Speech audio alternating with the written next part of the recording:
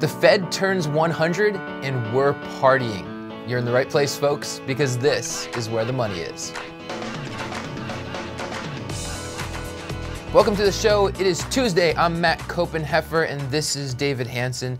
David, I'm glad to be back in the studio, and I'm particularly glad because you guys were doing some trash talking about me and my flying experience yesterday, so at least I can be here. Very shady.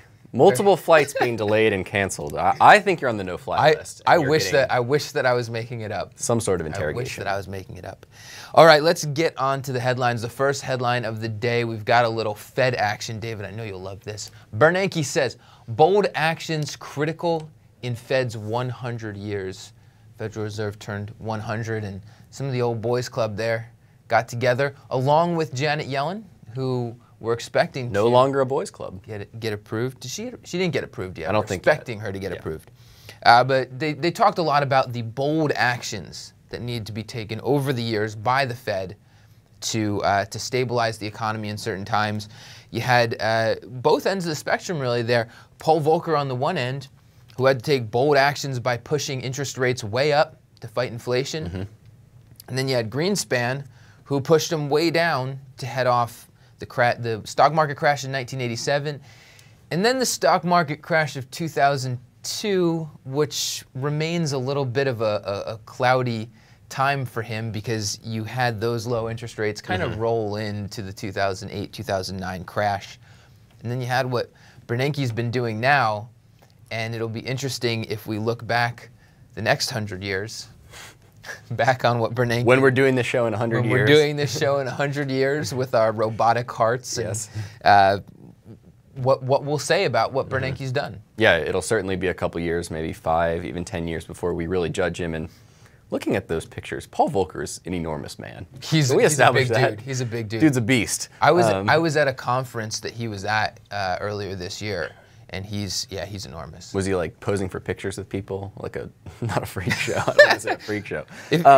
No, but I saw a graph the other day that was kind of comparing what the stock market did at the start of the Great Depression and the Great Recession, and it highlighted that we didn't go anywhere close to where we went with the Great Depression. And sitting here today, you have to give Bernanke a lot of credit. Like I said, though, history will be the judge 5 to 10 years. But as of right now, it's hard to say that he did a bad job. I give him a lot of credit. A lot of people don't. But like you said, it'll only be in retrospect, a couple decades down the line, I'd say. All right, moving on to the second headline. Little Fannie and Freddie. This one's from Reuters, I think. Washington could cut Fannie and Freddie home loan limits. Now, these are the conforming limits, and I guess the standard limit right now is $417,000 for most areas of the country, and the proposal would be to drop that to $400,000. Also would bring the limits down in the high-cost areas like Washington, D.C., where we get to benefit from that. So this would be an effort to move Fannie and Freddie further out of the housing market, bring more private capital in. Good move. What do you think? Well, I think in terms of making it a reality that Fannie and Freddie are going to be phased out or wound down or what have you, which is what the government continues to say it wants to do. Both the White House and Congress seem to be in alignment on that. This is the kind of movement, albeit a small one. I mean, it's a relatively small move, but the kind of movement that we're going to want to see where they take small steps out of the housing market and allow private capital to backfill that. So for investors in Fannie and Freddie, in those common stocks, maybe also in the preferred, but I'm still not sure where I stand on the preferred, but the common for sure, this wouldn't make me feel great. Yeah, and we should say, I don't think we mentioned it on previous shows, that Mel Watt was confirmed by the Senate to be the next head of the FHFA, replacing Ed DeMarco. Mel Watt was an interesting candidate, more political than some people wanted. He's a Democrat from Charlotte, my hometown. I've actually met Representative Mel Watt once. Oh, seemed like a nice guy, so maybe that qualifies him. You can get him on the show for us? We'll see about that. Some people have said he's going to be really focused on expanding housing for low-income earners. This wouldn't be, this move to reduce the conforming limits probably wouldn't impact that, but just something to be aware of, that there is going to be change at the top of the FHFA. DeMarco's been really big about getting taxpayers their money back and getting the companies kind of back to a solvent position. So it'll be interesting to see where Watt takes it. Alrighty. Third headline of the day. We're going to women on Wall Street. This is from the Wall Street Journal. The headline is Wall Street lags on women's roles. So General Motors just announced that it is promoting Mary Barra to CEO. So this is a reflection, this column here is a reflection on Wall Street and the roles or lack thereof that women play on Wall Street. Now, as it noted, there are plenty of women at the big banks, in Wall Street, but not necessarily in the executive roles. And to play a little bit of the sexist here, I will go ahead and say that I think our world, our financial world, would be a better place if there were more women in the executive roles. And I will go as far as to say 2008, 2009 may not have happened if we had, I am going to go there, may not have happened if we had more women running Wall Street firms. And now I'm not going to be a sexist here, but I believe Lehman Brothers CFO was a female at the time of the collapse. Here's the tough part about it, is for women to get to that role, to get to the executive roles. I think they have to adopt that male testosterone-driven kind of culture.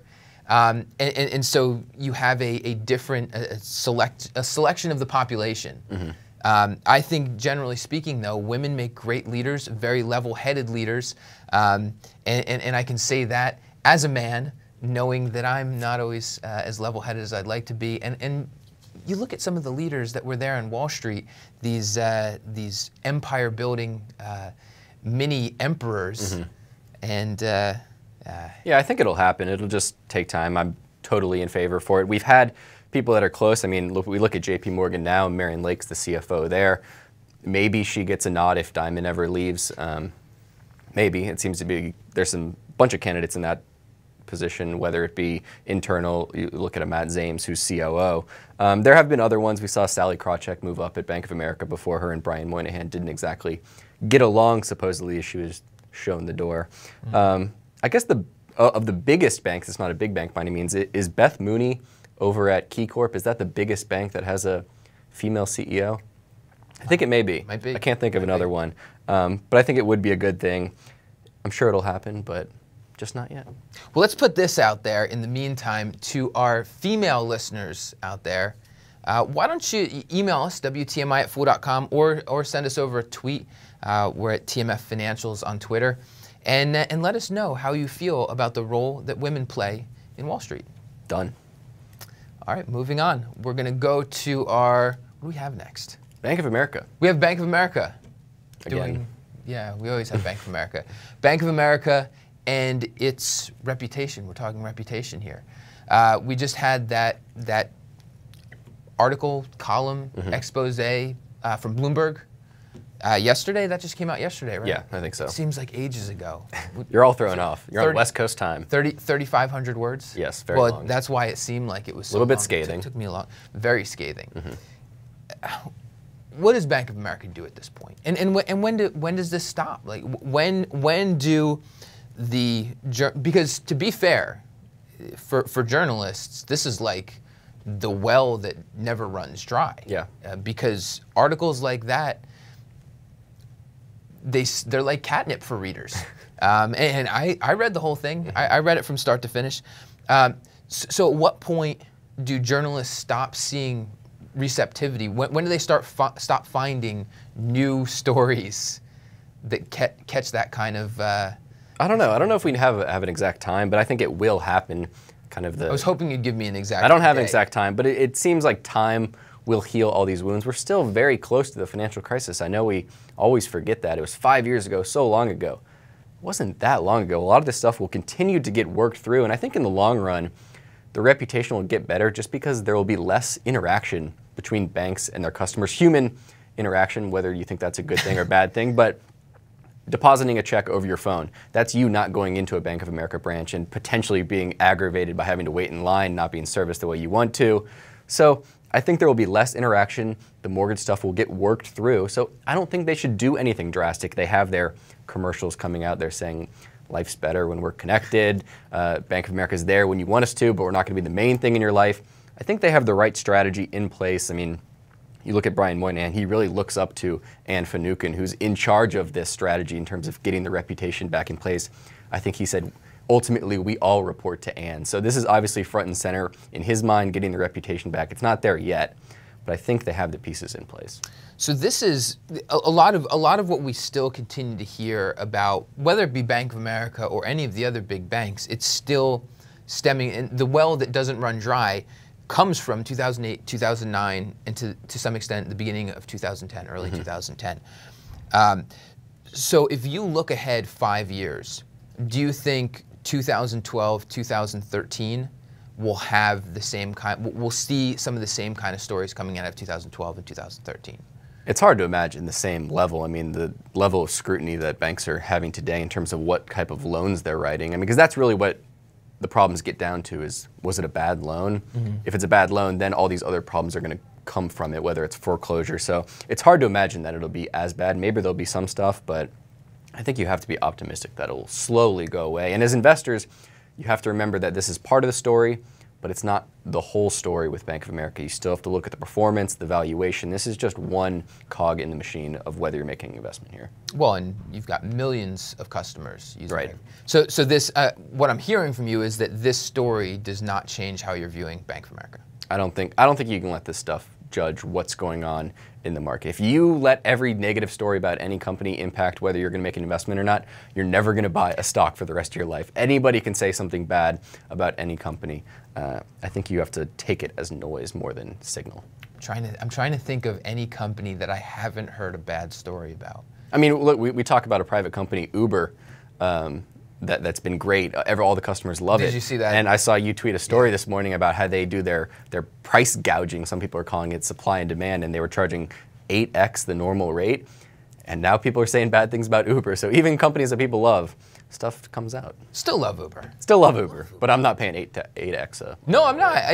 What they said, I didn't see the actual quote from this, but what the article said that Uber was saying is that, well, when the prices go up, people can walk instead. Right. And that's essentially what my wife and I do. When those prices go up, we'll take the Metro. We'll take the Metro. Exactly. That's a better deal. All right, moving on to the mailbag. Mailbag. We have an email address. It's WTMI@fooled.com. We love to get your questions and answer them here. Today we've got a question from Zach. Zach said, I was having a conversation with my son about trading in the lunchroom at school. The hottest commodity, hands down, is the honey bun. I know day trading is not a foolish endeavor, but I am curious what the hottest commodity in your lunchrooms back in the day. David? Hottest commodity back in the day. Way back. Way back. Your lunchroom. Dunkaroos. Do you remember Dunkaroos? Yeah, I do actually. So for those of you who don't remember Dunkaroos, it was a little package and there was a smaller compartment for some icing. Yeah. And then the other compartment had like graham cracker cookies and you dunk them in. Dunkaroos. What was the valuation difference between the vanilla and the chocolate Dunkaroo? Well, the chocolate demanded a premium valuation in the marketplace. we all know that. And then could you trade the vanilla Dunkaroo? When the sprinkles frosting came out, that was really an industry disruptor, and that took the. But that was a vanilla, right? Was it sprinkles on both flavors? In the vanilla, there was plain vanilla, chocolate, and then the sprinkles. The sprinkles was a game changer. Well, but I mean, the sprinkles bumps up the vanilla valuation. Yes, but not by that much. It's little still bit. Vanilla. There was some excitement. There was a little bit of a bubble in third grade, so it bumped it up maybe more than it should have. What's yours? We had a we had a little kind of gas station type store around the corner from school, and so they sold a lot of the gas station kind of snacks, and it was the Hostess fruit pies. Oh. Those little super caloric, frosted, delicious fruit pies. Those would command a whole lot on the market there. The problem for me though was that in high school at least, I was a wrestler. So I would come in with my brown paper bag with essentially nothing in it, which was very, very sad for me. So my lunchtime mostly consisted of sitting around and staring at everybody eat until I got sick enough of doing that I just left. That's what happens. That's what happens. That's what happens when you're a wrestler. You're a jerk. You're a jerk. I would have beaten you up in high school. Yes, you would have. All right, on that fun note, we're going to move on to our game for today. We've got a little bit of Would You Rather. We're going to present a couple scenarios here, and we're going to tell you which one we'd rather do. First scenario, would you rather receive one paycheck in Bank of America stock that you'd have to hold for at least a year, or a paycheck in Bitcoin that you'd have to hold for at least a month? Interesting. Bitcoin's been a wild ride lately, and I know I've said I'm a little bit of a believer in Bitcoin. I think there's a chance they could really change the payments game, but when it comes to my hard-earned money, I got to go with the Bank of America stock here. It's had a great run, and I know we don't like to say I don't think the stock has a lot of downside. That's kind of a Wall Street thing to say, but I have a hard time imagining Bank of America having a big setback over the next year. The lawsuits are slowly behind them. The performance is getting better, so I'm going with the Bank of America stock. What about you? Just to be different here, I'm going to go with Bitcoin. Okay. I'm going to go with Bitcoin. This is a tough call. And when you say you have to hold it for at least a month, does that mean I can't even spend it? If I can find somewhere to spend Bitcoin. No, you have to hold it. I have to hold on. Yeah. I can't even go and buy food with it? Nope. Because let me tell you this, when I was in Las Vegas over the weekend, somebody that I was there with said that they may or may not have been in a Little Caesars. He actually couldn't remember what it was. He thought it was a Subway at first, and then he said maybe it was Little Caesars. He may or may not have been in a Little Caesars that had a little sign that said, "We accept Bitcoin." Oh, it's happening. The I could revolution get, is here. I could get my paycheck in Bitcoin, go to Las Vegas, and have all the Little Caesars I could eat. Sounds like a good paycheck. In all seriousness, though, 1 month, I don't know. Bitcoin crashed today, which I think we're going to talk a little bit more about, and maybe it's a good time to get in on that. Well, crashed in quotation marks, I guess. It's all relative. All right, let's move on to the second scenario. Second scenario is, would you rather buy Radian or 3D Systems? That's a tough question. Radian, both stocks have been unbelievable this year. On fire. On fire. Radian is the mortgage insurer that has been terribly unprofitable, but there's light at the end of the tunnel. Valuation has creeped back up. 3D Systems, on the other hand, very expensive. We've seen multiple fund managers come out and say, we're shorting 3D Systems, we're shorting 3D printing stocks. But I'm a young guy. I can take a little bit of risk in my portfolio. I'm going with 3D Systems on the off chance that it becomes something huge, that they're just doing 3D printers today, but maybe they venture out and do all sorts of things. So I'm going with 3D Systems. I hate that I'm going to have to agree with you here. For me, it's the mortgage insurance industry is just, it's not an overly attractive industry for me. So my preference would be to go with 3D Systems.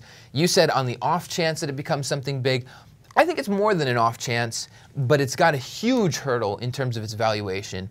And it's also got the hurdle that when you have an emerging industry like 3D printing, there are so many moving parts, pardon the pun, there's so many moving parts, there are going to be so many new entrants coming into it as it develops, and there's going to be upheaval, and it's going to be unclear whether 3D Systems will still be around when 3D printing is a fully formed thing, let alone whether it's going to be the industry leader. I think with 3D Systems, sorry to interrupt you, is they've been doing a ton of acquisitions. They've been on a serial acquisition spree here, and I think you really have to be comfortable with management at 3D Systems, because if someone's just going out and buying up all these companies, you have to make sure they have a vision in mind. How are they going to bring all these companies together? So I think that's very important when you're considering this company.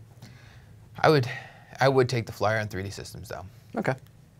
We only had two. No, we have one more. We have one more. One more. Final one. Oh, that's right. That's right. The coup de grace. Would you rather read Bank of America's 10K cover to cover, or watch Gigli 3 times back to back? And I put in the disclaimer on the Gigli: you don't have access to your computer or smartphone, so you cannot distract yourself while watching Jennifer Lopez. There it is. We got the Rotten Tomatoes up there. 6%. It is one of the worst movies. 11 people gave it a fresh. Who are those people? I don't know what that's all about. Maybe, Ben Affleck's cousins? Maybe those were ratings that were like, this is so bad that it's good. I would go with the Bank of America one. That's boring, but at least you're learning something. You're not sucking the knowledge out of your brain. What about you? I have watched Gigli. So I know. I've never seen it. And I've actually read Bank of America's 10K cover to cover, and I've watched Geely, so I know the pain from each of them.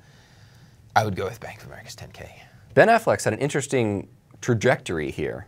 Geely marking maybe the bottom, and now look at him, he's on top of the world. What's a stock? What's a company that's been like Ben Affleck? Can you remember one? Oh, man. That's basically facing the end of their career and then turn it around. Gotta go with... Radian.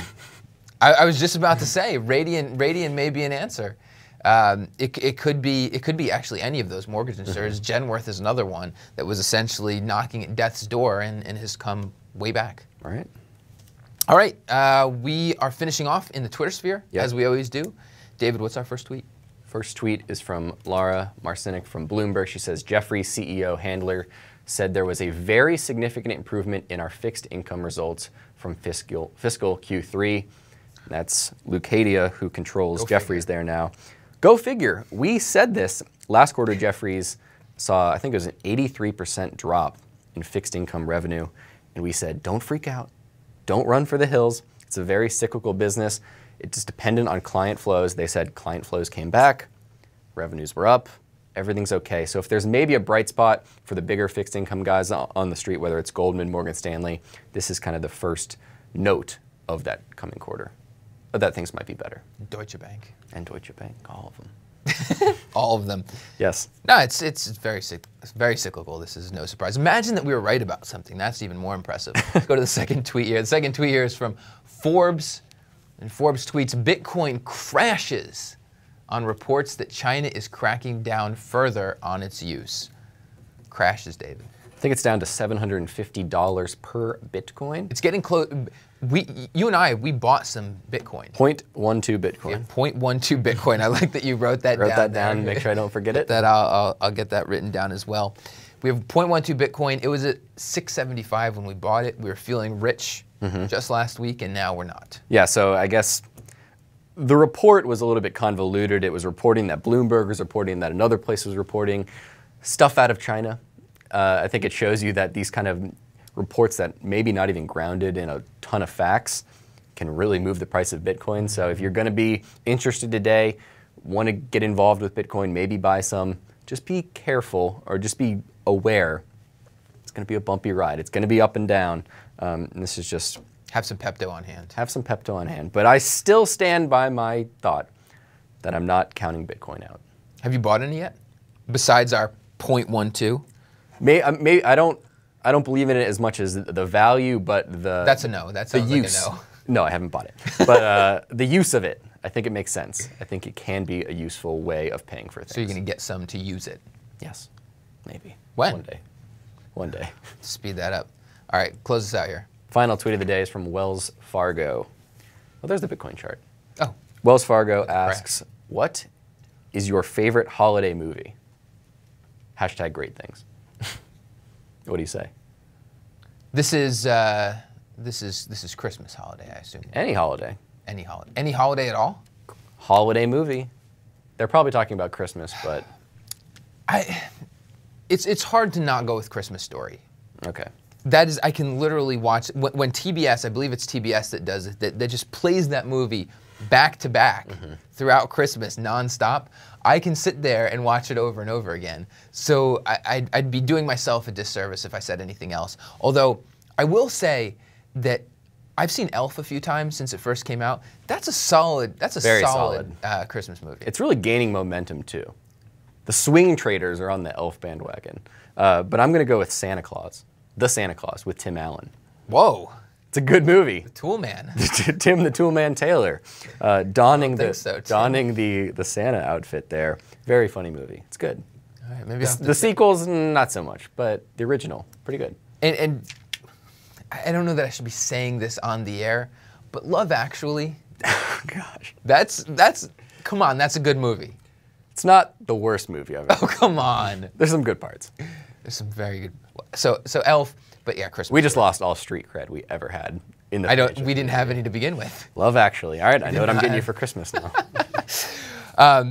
We have that email address, WTMI@fool.com. Our Twitter address is @TMF Financials. We encourage all of our listeners to tweet us what their favorite movie is. and let you know, David. I want all of our listeners to let David know that Love Actually really is a great movie. I think that's all we have for today, right? Yep. Nothing else. All right. Well, thanks for watching. I'm Matt Copenheffer here for David Hanson, and we will see you tomorrow. People on the show may have interest in the stocks they talk about, and the Motley Fool may have formal recommendations for or against. Don't buy or sell stocks based solely on what you hear.